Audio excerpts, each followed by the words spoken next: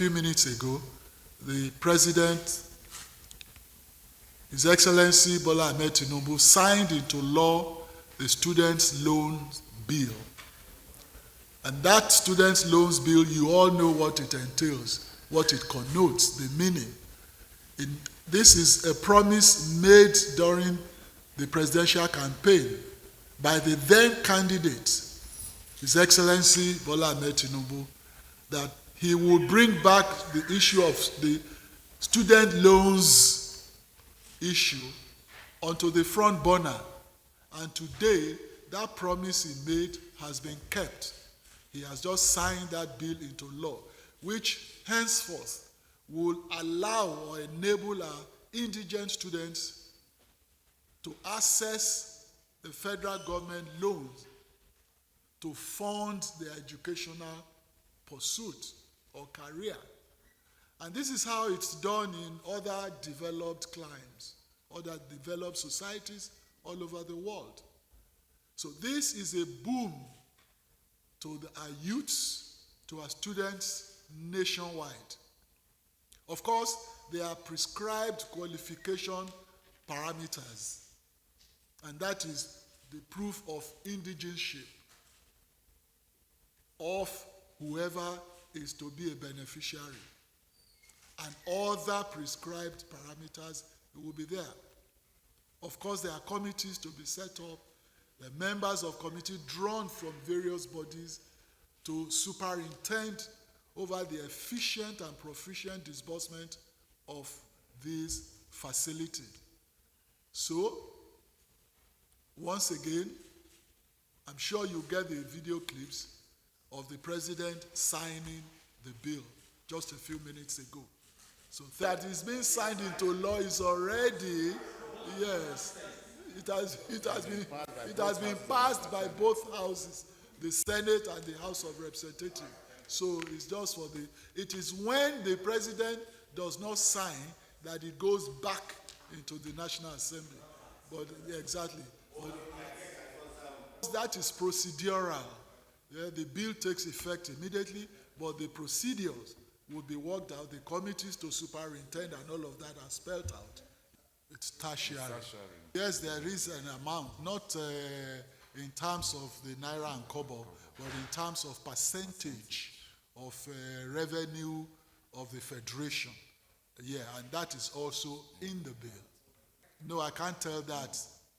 Yes, it is when you see the act, you will see it inside the act itself.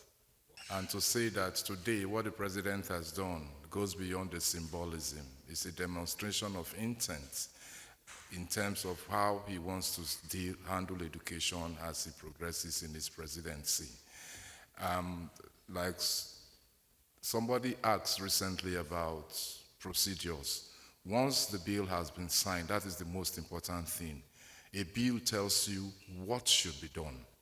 The how of it will be done is what we are going to put together. And the good luck is that we have experience already in this area. We already have a federal scholarship board scheme running. But the difference this bill makes is that it's going to be a loans board so that people that don't even have, for whatever reason, don't qualify, could be able to apply for a loan. And I'm very sure the country has learned from recovery rates of loans.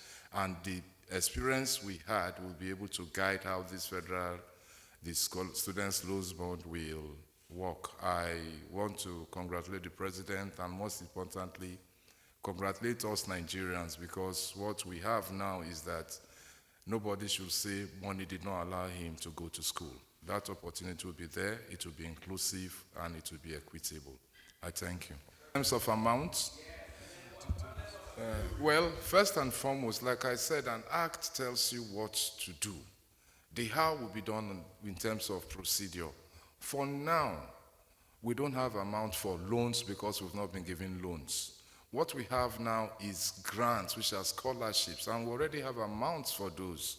We have a national scholarship award for which we give every beneficiary 250,000 a year.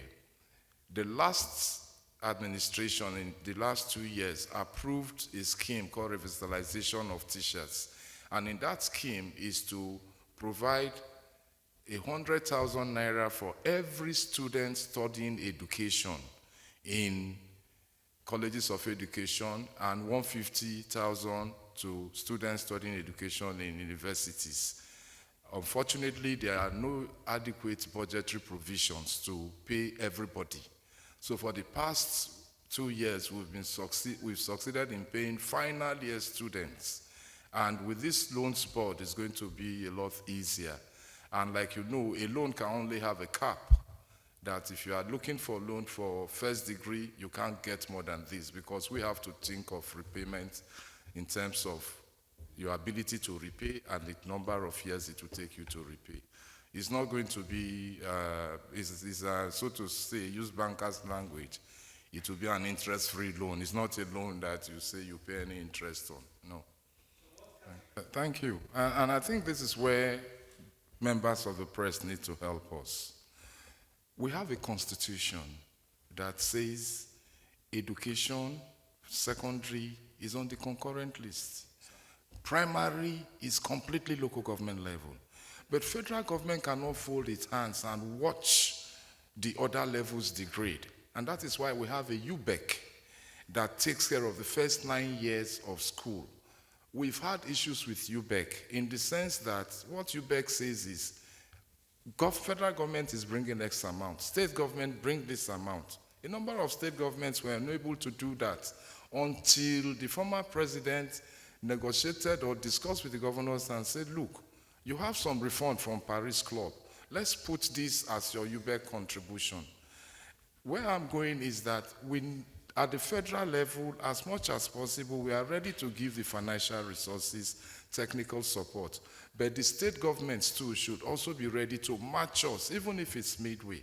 We continue in that sensitization, we continue in that moral suasion to make them do what they are supposed to do.